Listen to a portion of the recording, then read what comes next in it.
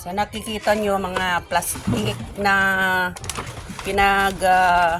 gamitan ng mineral water. Ayan.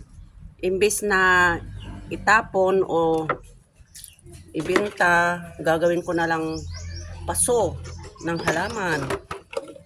Taniman ko ng mga okra, yung mga talong. Ayan.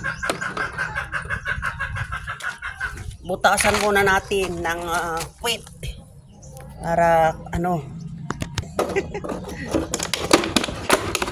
dito na lang.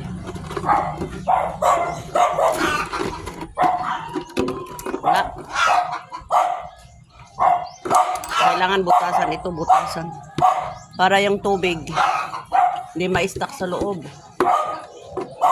Tapos lagyan natin ng lupa. Then tanaman la. Tanaman. Di nakasave tayo ng paso. Imbes bibili tayo ng paso, ito na lang. Nakadami akong nag-ipon ako. Yung mga pinagtinaman.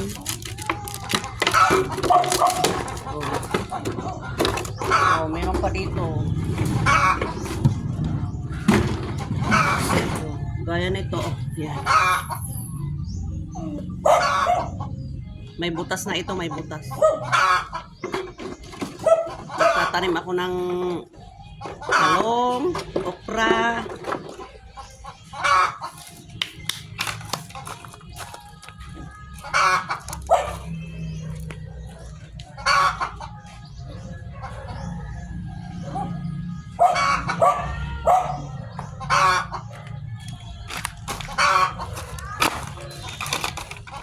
Bubutasan ito, butasan. Butasan ng Pero hindi pwede ipakita yung pambutas kasi ma-violation tayo. Kaya tambakan niyo para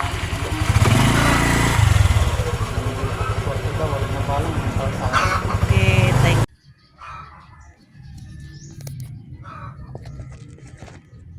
yan ganito. Lagyan natin ng fertilizer. Tapos taniman natin.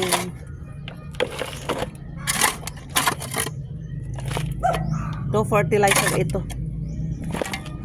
Pinaghalo ang tae ng kambing at saka lupa. Ayan.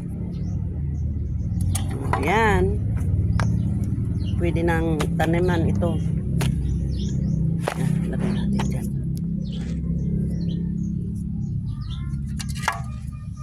Ito ang tanim kong okra ay talong.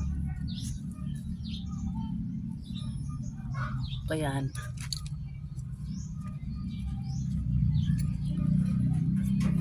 Itong ginawa ko, pagpatungan ng mga halaman at saka ito.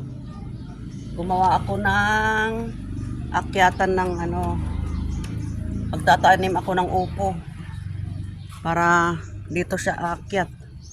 Tapos pag namumunga, may bunga siya dito. Ay, sarap mag-harvest.